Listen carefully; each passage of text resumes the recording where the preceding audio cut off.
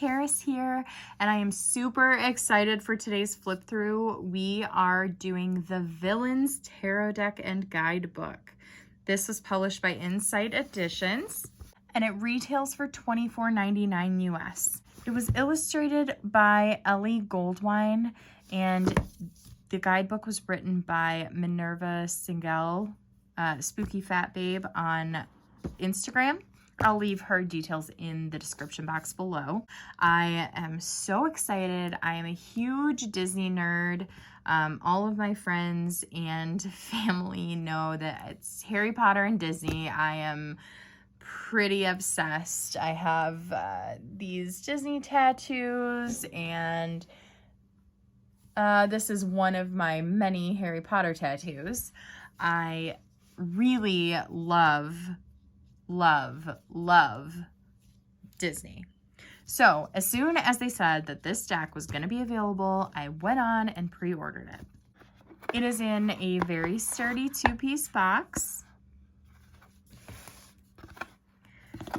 and it has a nice chunky guidebook with it, which I am super excited to go through. The backs of the cards are gorgeous. I love purple. It's my favorite color. So these are a little bit smaller than a standard size tarot card, but they are pretty comfortable to hold. They do have the plain cut edges, and they're a mass market deck, so the cardstock isn't too thick. This is very similar to the Nightmare Before Christmas tarot deck and the Labyrinth tarot deck, which I also have and will be flipping through soon, but it is a little bit smaller than a standard size.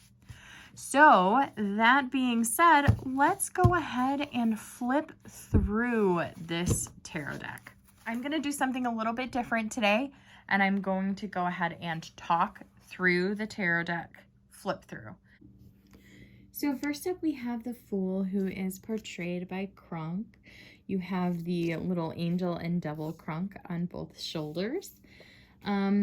The guidebook says, Yazima's solidly built henchman Kronk is enthusiastic and eager to do his best. However, he often blunders his missions by goofing off or getting distracted. Are the spinach puffs burning? The Fool represents someone who, like Kronk, is excited to embark on a new adventure, but whose inexperience and naivete sometimes trips them up along the way. For the Magician, we have Dr. Facilier. The Magician is a figure with limitless raw talent and creativity. Like the Magician, smooth-talking Dr. Facilier is a flashy conjurer and powerful sorcerer who stops at nothing to achieve his goals. Next up, we have Maleficent as the High Priestess. The High Priestess is a secretive, intuitive figure whose power comes from deep within her own subconscious. Like Maleficent, she's a sophisticated, calculating, and magical force to be reckoned with.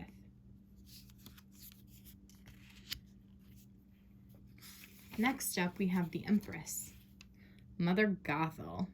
And look, she has Rapunzel's hair wrapped around her. Like Mother Gothel, the Empress is a powerful maternal figure who places a high value on beauty. Mother Gothel uses magic flower to keep her youthful appearance for hundreds of years. But when the flower's magic is transferred to Rapunzel, Gothel is determined to stay young by any means necessary, even if it means keeping Rapunzel locked away in a tower. The Emperor, we have Shere Khan. Shere Khan, like the Emperor, is a powerful, composed ruler who commands authority and respect. Next up, we have the Hierophant. Structure, law and order, and community are the main themes of the Hierophant tarot card. Dawn Bellwether both represents and exploits these themes as an ambitious sheep who moves up Zootopia's government hierarchy to promote her own agenda. True Love card. Oh my gosh, I love this one. The True Love card represents harmony, unity, and fate. Nothing can get in the way of true love. Not even Ursula's seductive human alter ego, Vanessa. I love this one. Ooh, the Chariot as Cruella. The Chariot represents determination, unrelenting focus, and willpower, much like the formidable, fashion-loving Cruella de Vil, who doesn't let anything stop her from getting what she wants. Not even a car chase in the snow. Next up, we have Strength. Brutus and Nero are Madame Medusa's enormous crocodile sidekicks. Despite their imposing size, might, and muscle, little orphan Penny isn't afraid of them. The tarot card Strength carries the lesson that true power doesn't come from the crocodile-like physical strength, but rather from courage, inner resolve, and compassion. Next up, we have the Hermit. Michael Goob Yagobian isolates himself from the world for decades after a personal disappointment. The Hermit tarot card represents withdrawal, solitude, and spending time alone to reflect. Ooh, the Wheel of Fortune. Just as Maleficent's cursed spinning wheel changes the course of Aurora's life, the Wheel of Fortune represents pivotal moments, sudden changes in luck, and a twist of fate. Justice. When brilliant, world-renowned scientist Dr. Callahan suffers a personal tragedy, he embraces a new, secret identity as the masked yokai to seek vengeance. Just as revenge-motivated yokai struggles with the morality of his actions, the tarot card Justice represents repercussions, consequences, ethics, and fairness. Ka is a mighty, fearsome python who uses the power of hypnosis on those unfortunate enough to cross his path, entrancing them into a vulnerable, dreamlike state. The Hangman Tarot card denotes the effect Ka has on those he hypnotizes.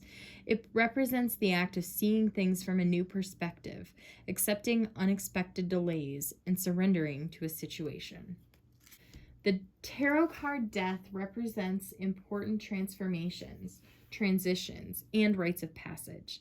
Hot-headed Hades, god of the underworld, is in charge of souls who transition from life into death. Much like the witty, clever Lord of the Dead himself, Death the tarot card isn't all doom and gloom. It simply represents progression and change. Temperance. Ursula's beloved moray eels, Flotsam and Jetsam, are perfectly synchronized and in balance with each other. The tarot card Temperance represents that same sort of flow, harmony, and equilibrium.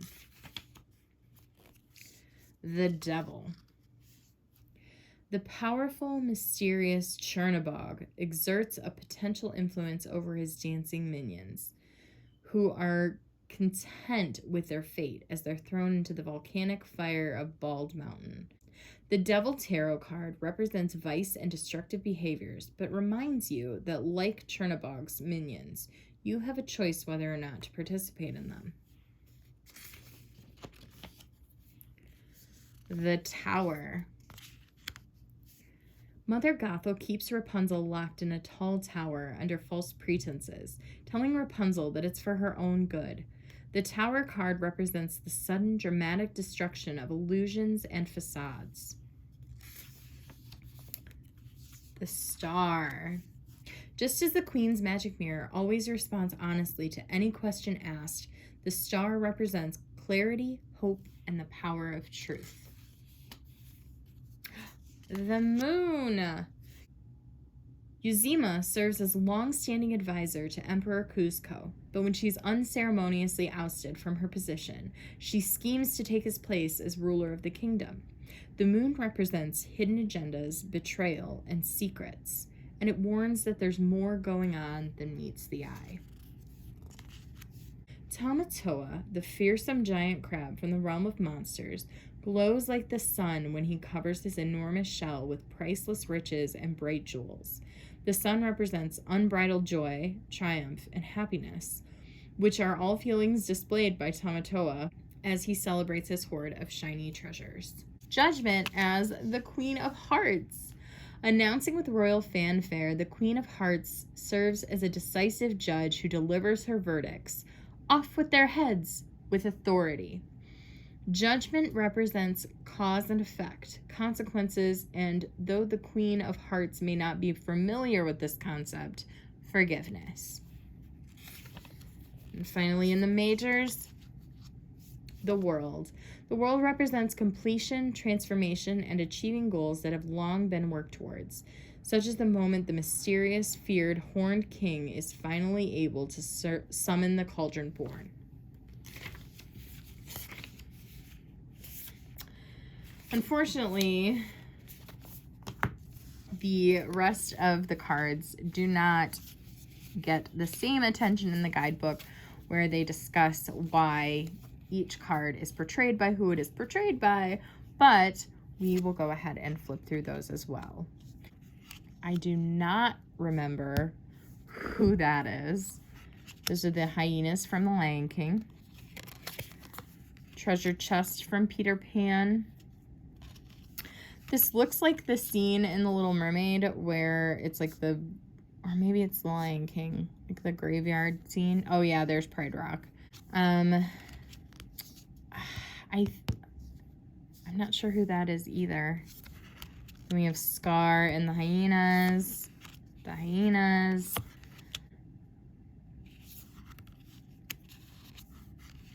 Hyenas.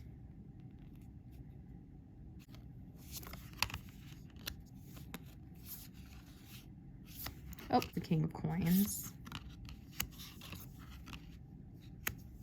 I feel like the cups should, oh, okay. This is cool. It's got Hook. Again, a little bit of disappointment that they're not more fully illustrated. Oh, Hook again. Ursula. I assumed she would be showing up. Oh, Gaston is the Knight of Cups. That's interesting. Queen of Cups is Ursula, and Hook is the King of Cups. Then we have Swords.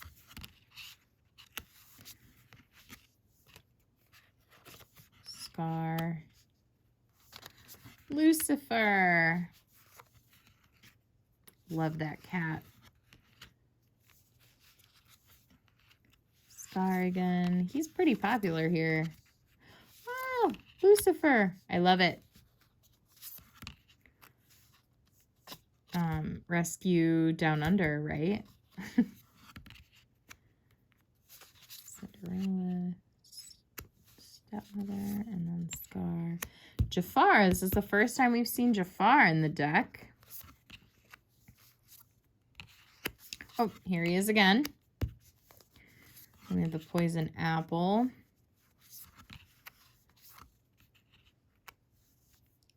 The Wicked Queen.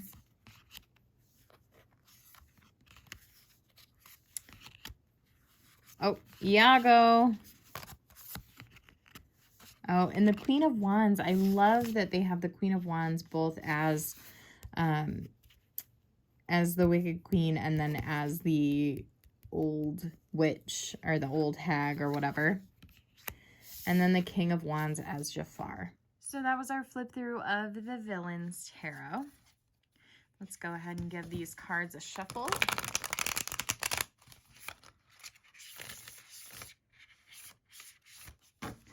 Really easy to riffle shuffle. The cardstock is not thick at all.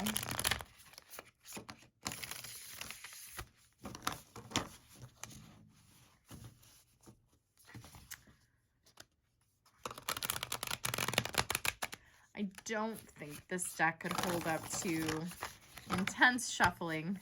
I'm pretty hard on my decks though, so probably this isn't one for everyday use. But hand over hand shuffling, the card size, like I said, a little smaller than a standard tarot deck. Super easy to use and great size. So we will go ahead and pull 3 cards and do our standard deck interview, and then we'll talk about the guidebook. So first we're going to ask, what are your strengths as a deck? And we got the Queen of Swords. Then we're going to ask, what types of readings are you best at? And we got the Magician. And then we're going to ask, what card best sums up your personality? And we got the Empress. So the first question we asked again was, what are your strengths as a deck? And we drew the Queen of Swords. And the Queen of Swords, like I have heard Ethany say many times, is kind of the cut through the bullshit card. Tells you straight, tells you how it is, doesn't really sugarcoat anything for you. So this deck is really great. Its strengths are really giving it to you and letting you know, here's the rub, like here's how it is. And then we asked, what kind of readings are you best at? And we got the Magician. And the Magician is all about creativity and creative ways to look at situations and problems. So I think this deck's, really good at readings where you're trying to see things from a different perspective or kind of bring a creative solution to a problem. And finally, we asked, what card best describes your personality? And we got the Empress, which is kind of that motherhood, nurturing card. And we'll go ahead and read directly from the guidebook for this one. And I already read the beginning, but I'll go ahead and read it again.